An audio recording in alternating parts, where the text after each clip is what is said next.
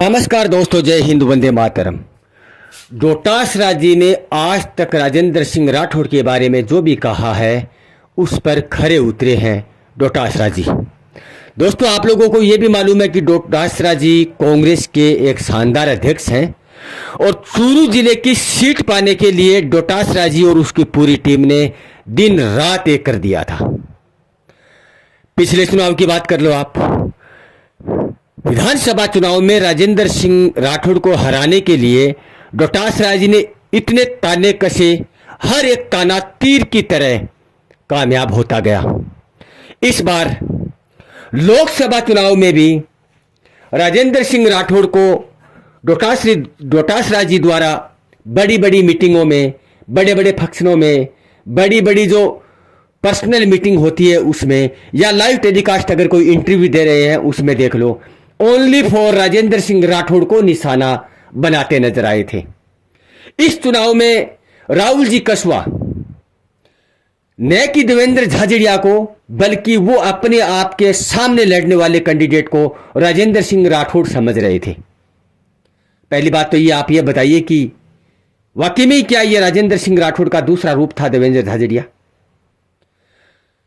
हर सभा, हर मीटिंग में राहुल कस्वा सिर्फ एक ही आदमी को टारगेट बनाते नजर आ रहे थे, वो थे राजेंद्र सिंह राठौड़। राहुल कस्वा हर मीटिंग में बोल रहे थे कि मेरा मुकाबला सिर्फ राजेंद्र सिंह राठौड़ से है, मेरा ये लोकसभा का चुनाव राजेंद्र सिंह राठौड़ के साथ लड़ रहा हूं, मेरे सामने वाले कैंडिडेट का नाम राजेंद्र सिंह राठौड़ है, मैं काका के साथ चुनाव लड़ रहा हूं, मैं काका को हरा कर रहूंगा। आप लोगों ने यह भी सुना होगा कि राहुल कस्वा 75,000 से ऊपर वोटों से चूरू जिले से जीत चुके हैं। उनके सामने थे देवेंद्र झाझड़िया।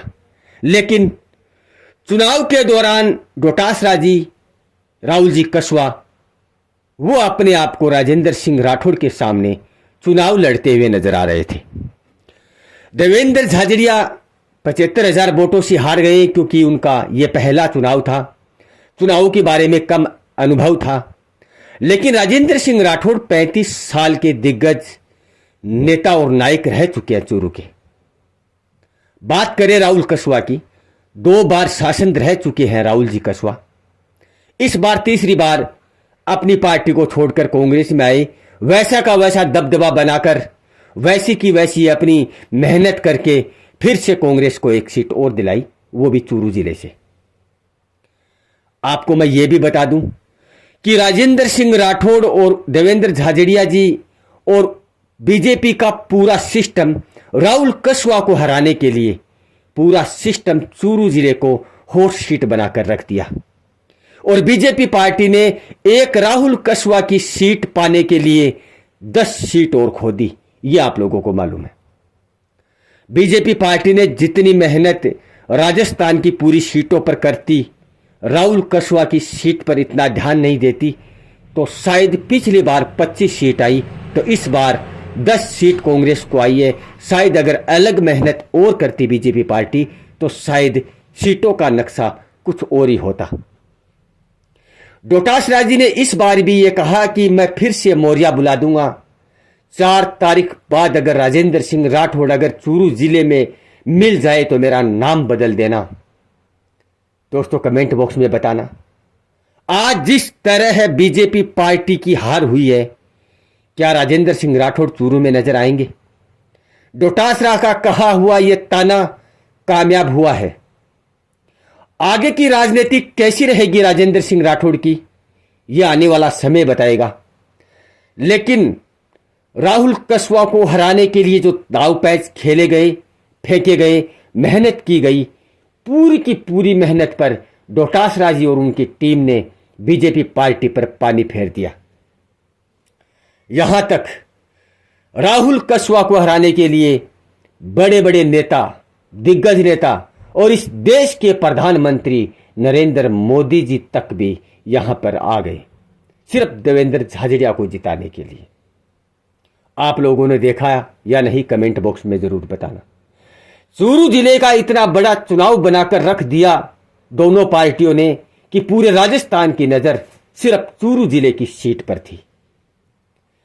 डोटासरा जी और राहुल कस्वा का साथ देने वाले कृष्णा पूनिया जी, रफीक मंडेलिया जी और चूरू के बड़े शानदार कार्यकर्ता, कांग्रेस के कार्यकर्ता, सब लोगों ने मिलकर एक ऐसा माहौल बना दिया कि राहुल कस्वा को 75,000 वोटों से जीतने से चूरू का कोई भी दिग्गज नेता नहीं रोक सका।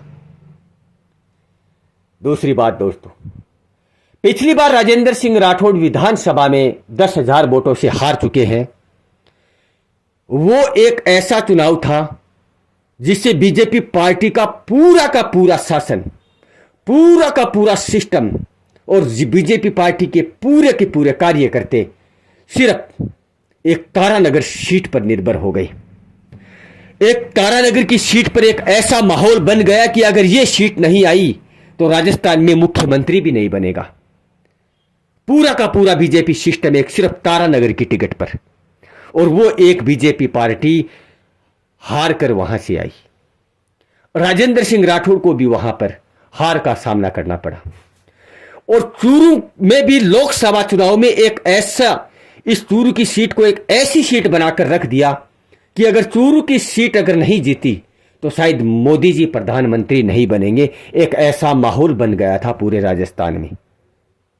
बना या नहीं सर, कमेंट बॉक्स में मेरे प्यारे मित्रों जरूर बताना। राजेंद्र सिंह राठौड़ वर्सेज राहुल कस्वा के बीच ये चुनाव नहीं था, बल्कि राहुल कस्वा वर्सेज देवेंद्र झाझड़िया के बीच में था। लेकिन ये चुनाव एक ऐसा चुनाव बन गया था, ये ऐसा चुनाव बन गया कि ये चुनाव राहुल कस्वा वर्सेज पूरे हिंदुस्तान की बीजेपी पार्टी के सामने लड़ रहे थे। ऐसा चुनाव बन गया था चूरू जिले का।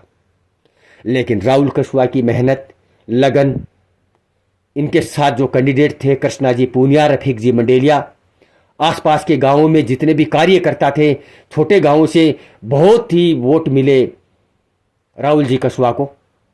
सारे गांववासियों ने, कार्यकर्ताओं ने इनका तहे दिल से साथ दिया, तब जाकर ये 75,000 वोटों से जीत हुई राहुल जी कस्वा की। आप लोग राहुल कस्वा को जिताकर खुश है या नहीं, ये कमेंट बॉक्स में जरूर बताना। अब अगला वीडियो जो आपको मिलेगा वो मिलेगा राजेंद्र सिंह राठौड़ की राजनीतिक पर। अब क्या करेंगे राजेंद्र सिंह राठौड़ चुनावी मुद्दों को लेकर, राजनीतिक को लेकर? आने वाले समय में चूरू में खुद चुनाव लड़ेंगे या फिर किसको लड़ाएंगे, ये हम आपको अगले वीडियो में जरूर बताएंगे। लेकिन दोस्तों, कमेंट बॉक्स में आप लोग इतना जरूर बताना कि एक संघर्ष भरी टिकट, एक पूरे हिंदुस्तान की जिस टिकट पर नजर थी, वो टिकट दिलाई है राहुल जी कस्वा ने। कांग्रेस चूरू जिले से सबसे बेहतर चुनाव लड़कर, सबसे शानदार चुनाव जीतकर एक हॉट सीट के रूप में जीत कर आई है। तो दोस्तों, वीडियो को लाइक जरूर करना, चैनल को सब्सक्राइब करना, आपका दिल करे वैसा एक कमेंट जरूर लगाना। जय हिंद, वंदे मातरम।